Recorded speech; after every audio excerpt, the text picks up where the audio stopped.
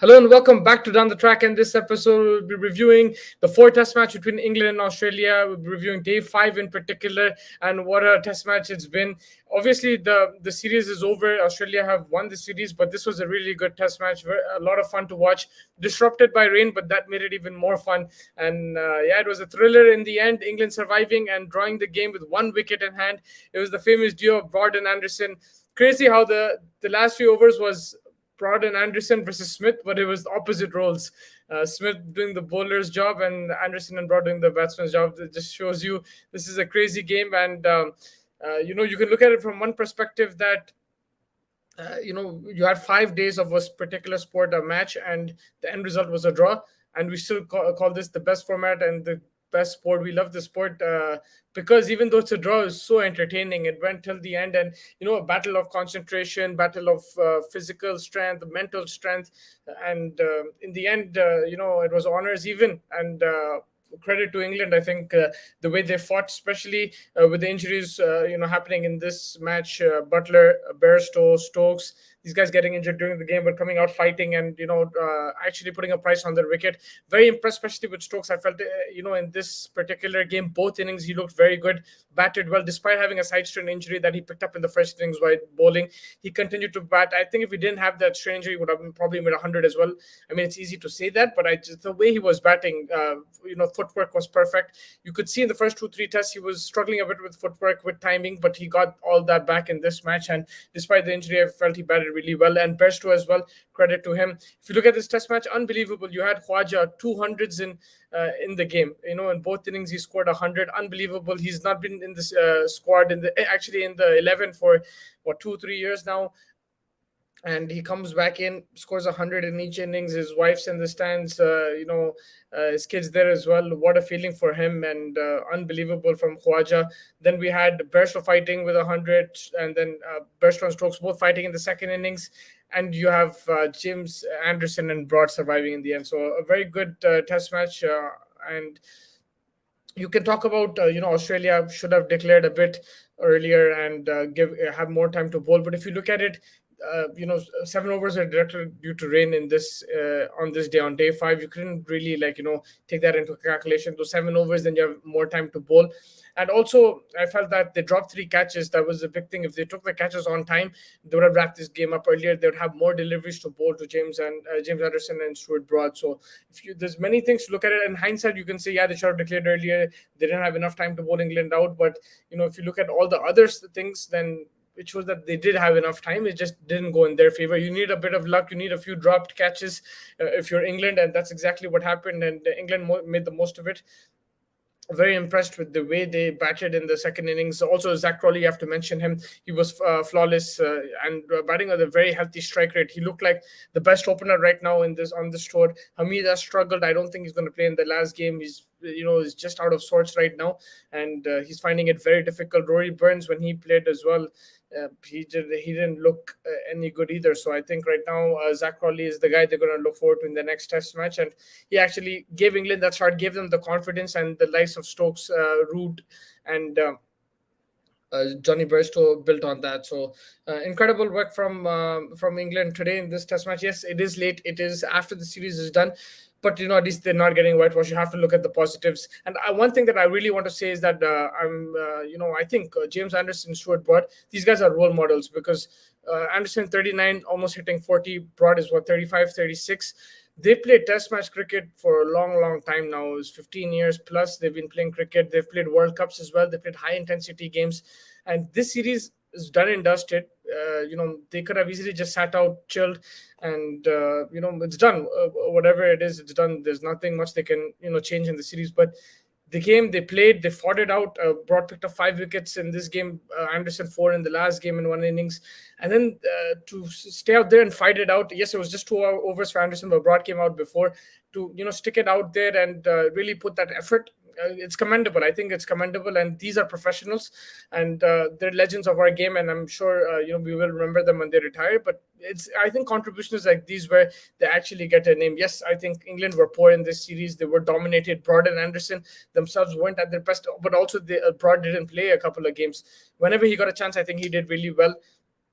Of course, if the team loses, that you'll also get a bit of criticism. But I think today they showed, like, how professional they are. They showed the guts, they showed the determination, will, and the fire still running in their belly. I think they showed more determination than the other players who are young or in their 20s.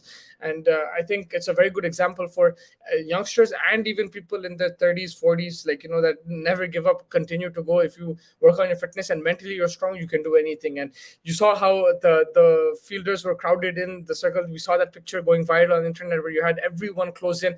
Captain Pat Cummins wearing a helmet and fielding.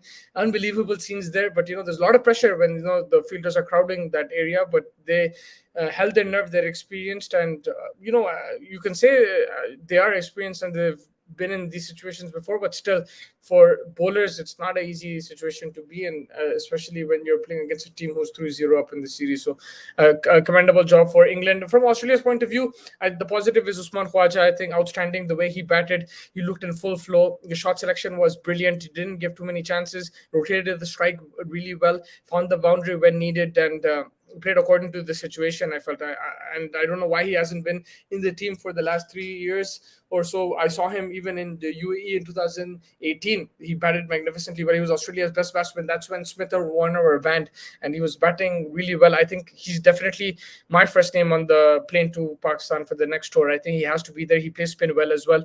We saw that he has no issues with fast bowling. You're playing quality bowlers, Brandon Anderson, who actually were bowling well in this match, but he was the guy who was the standout for Australia. Without his performance, without his 200s, Australia might have even lost this test match. So credit to Usman Khawaja. Nice picture there with Warner as well, we saw on social media today. But I think Khawaja was outstanding in this match. He can already be he's probably one of the leading scorers right now in this series. It's been a low scoring series, and he's mastered it in one game, the way he batted, and a couple of hundreds on the board. Magnificent. One of the negatives, I think, Marcus Harris is a negative for Australia. He's been given so much time. He's been given so many chances, given a long rope, but he hasn't capitalized fully. And that's something that Australia will have to look into, because they need somebody to support David Warner there. Warner will have his off days, but you need another opener who can consistently score runs at a good rate. Yes, Marcus Harris, I think he had a 70 in the last game. He's shown glimpses, but I think it's been the last 2-3 years that he's been opening, and he hasn't really got going. So I think that's something that they will look into after this series, of course. And from the bowling perspective, Boland outstanding. He's had a magnificent series. He's bowled really well. The thing about him is, he bowls so accurate, and he bowls it off the seam. And sometimes one ball goes out, one ball goes in. I don't think the batsman has an idea which ball is coming in and which is going out. And that's why he's been so economical, but also he's taking wickets, because the batsman doesn't know till the last second whether to play at it or to leave it. If he leaves it, it'll come and hit his stumps. If he plays at it, it might swing away and get the edge. So they have to be very careful. I think sometimes Boland himself might not know where it's going, and that's why he's so good, and he's bowling at a good pace as well. So it's not the batsman doesn't have enough time to react, and I think that's something that other teams will have to look at the data and the videos and everything and figure out a solution.